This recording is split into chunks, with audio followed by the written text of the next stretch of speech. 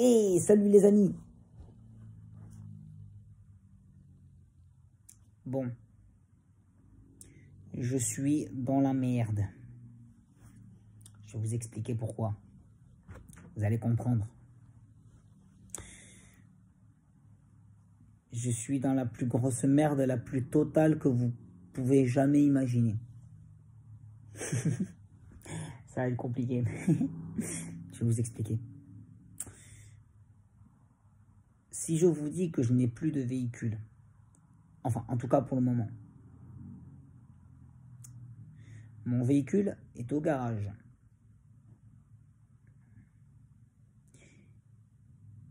Et la plus grosse poisse qui puisse tomber pour moi, lundi, je travaille. Bon. C'est vrai que j'ai plusieurs moyens pour que je puisse aller au travail. Alors oui, vous pourrez me dire, ouais, il y a quelqu'un qui peut t'amener et tout ça. Mais bon, tout le monde n'est pas disponible pour m'amener au travail tous les jours et venir me rechercher. Ça, c'est pas possible. Donc, oui. Alors oui, vous me dites... ouais, il y a quelqu'un qui peut venir te chercher, il y a quelqu'un qui peut t'amener. Oui, mais tout le monde n'est pas disponible, les amis. C'est ça que vous comprenez pas. Donc voilà, la plus grosse poisse pour moi, c'est que je travaille lundi et je n'ai toujours pas de véhicule. Je vais vous expliquer pourquoi. Moi, je suis un fan de moto. Un fan. Et donc, comme je suis fan de moto, j'ai acheté une moto. L'ancien propriétaire m'a dit, oui monsieur, la moto, elle marche nickel, elle est impeccable, elle tombera pas en panne. Moi, j'ai fait confiance au monsieur. Bon, autant vous dire que j'ai fait à peu près 50 km. Parce que bon, après, je suis allé m'amuser avec des amis, je suis allé faire de la moto avec des amis. Vous avez tous connu la jeunesse comme moi, hein. Moi-même je suis jeune, hein, j'ai 23 ans, vous pouvez tous me dire ah t'es jeune, tu peux réparer ta moto toi-même, tu t'y connais. Ah mais non. Quand il y a tout un moteur à refaire, non.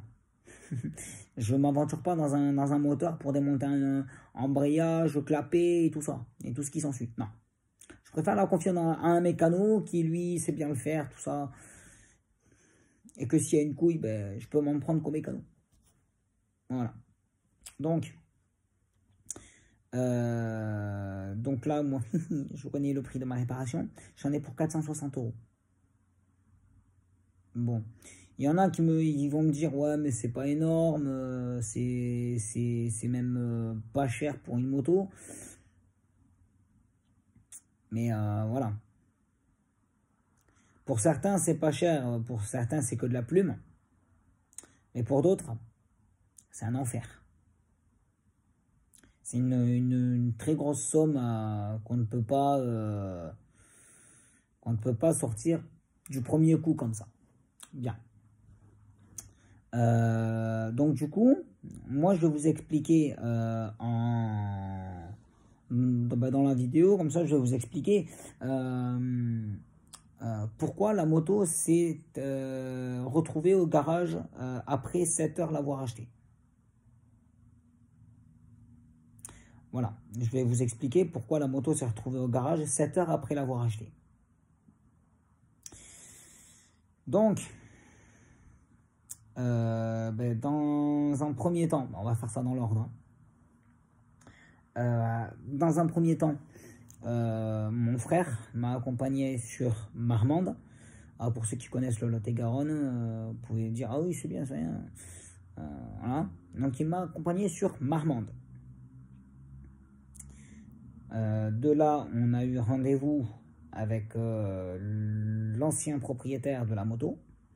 On s'est donné rendez-vous à Carrefour, à Marmande. Pour ceux qui connaissent Marmande, c'est très facile à reconnaître. Dans l'optique des choses, je devais repartir avec une moto qui était fonctionnelle et qui ne devait pas tomber en panne. Donc, les premières heures, ça s'est super bien déroulé. J'ai fait les papiers de la moto, enfin les papiers de vente, enfin, vous m'avez compris. J'ai fait les papiers avec l'ancien propriétaire, je suis reparti avec la moto. Et donc, alors la moto, elle coûtait 1600. Moi, je n'ai donné que 1002. Parce que je n'avais que 1002 dans la poche. Et autant vous dire, j'ai pas fini de la payer. Et autant vous dire que l'ancien propriétaire, il va attendre avant qu'il soit payé pour les 400 derniers euros. Voilà. Parce que les sous de base que je lui donnais, je dois les mettre dans la réparation de la moto. Donc, du coup, voilà. Alors, j'espère qu'il y aura des personnes qui auront pitié de moi au cours de cette vidéo. De toute façon, j'espère, hein, j'en ai pas mal qui me disent... j'ai déjà fait des vidéos sur YouTube, il y en a plein qui me disent ouais Valentin, j'ai plein de questions à te poser, tout ça, tout ça. Alors bon, moi j'ai pas forcément le temps de regarder les commentaires, mais dès que j'ai un petit moment, en général, je me pose 1 heure et je regarde tous les commentaires de la journée. Voilà. Mais bon, on va pas sortir du contexte. Oh, ma copine qui m'envoie un message. Non, c'est pas le problème. Le contexte, c'est que bon, la moto, elle est partie au garage 7 heures après l'avoir achetée. Et le mécano a trouvé en fait la panne. La panne qui a causé la casse du moteur. Hein. C'est en fait dans le vilebrequin, il y a une bielle. Et la bielle, elle était flambée. Voilà. Je pense que c'était les roulements de la bielle qui étaient mortes. Et donc du coup, ce qui a fait remonter de l'émail dans le moteur, dans le piston, dans le cylindre. Et ça m'a cassé tout le moteur. Bon, écoutez, autant vous dire que moi, j'apprécie pas trop. Au début, je voulais appeler l'ancien propriétaire et lui dire « Eh oh, tu viens chercher ta moto, tu me rembourses. » L'ancien propriétaire, il me dit quoi? « Ah non, j'ai plus ton argent, je l'ai dépensé dans le loyer de l'appartement. » Hein? Quoi? Bon, écoutez. Moi, j'ai dit à l'ancien propriétaire, j'ai dit « Bon. »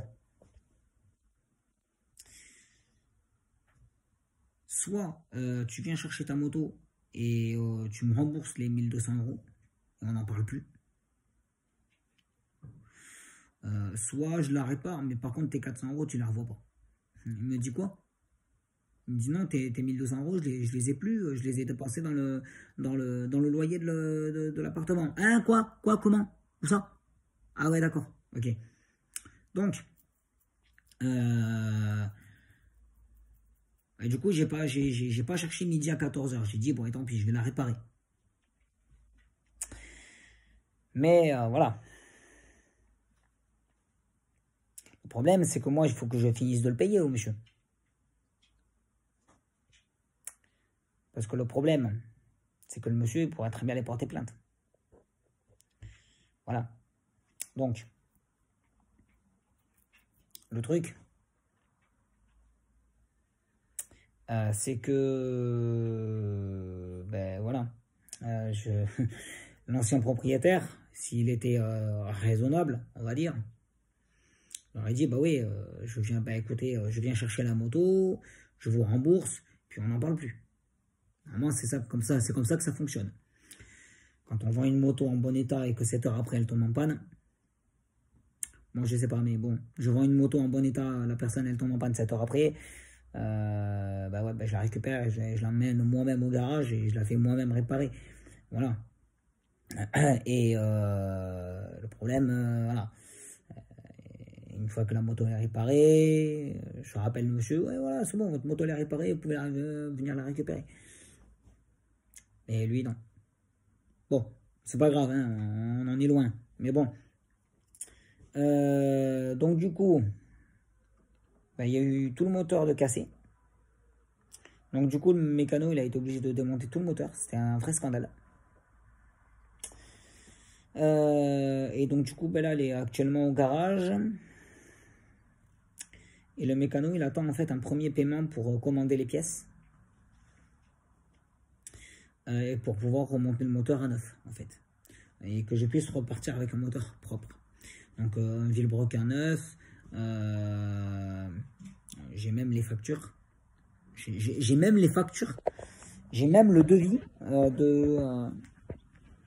de l'ancien propriétaire. Pas du propriétaire. Oh. J'ai le devis du garagiste. Je vais vous montrer.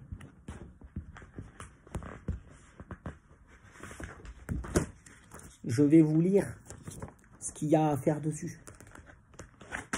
Tout a changé, mon gars. Donc,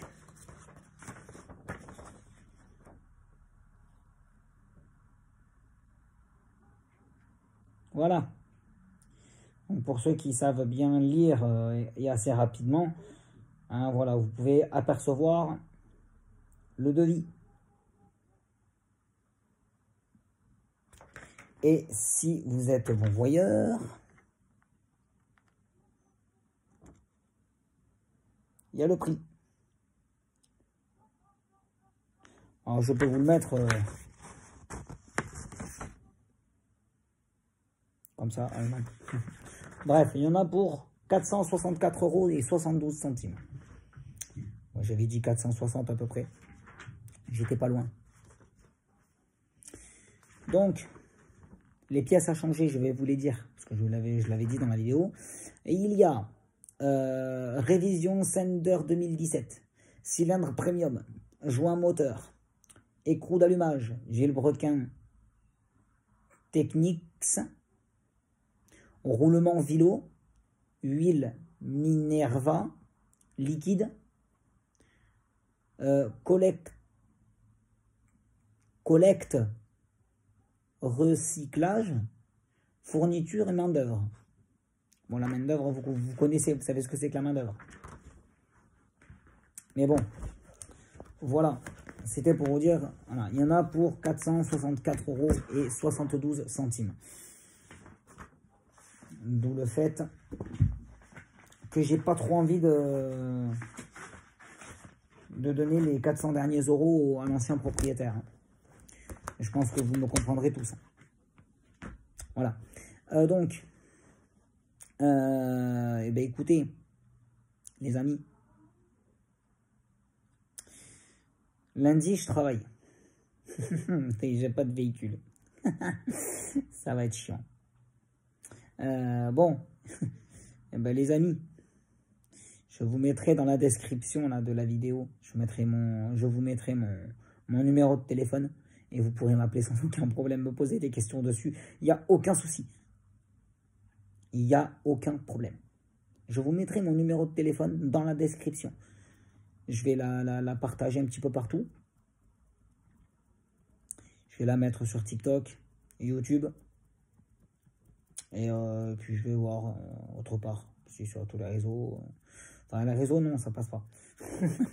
Voilà, parce que je suis à quasiment à 1 minute près, je suis à 1/4 d'heure de vidéo. Donc, excusez-moi. Donc voilà, 15 minutes de vidéo sur des réseaux sociaux, c'est pas cool.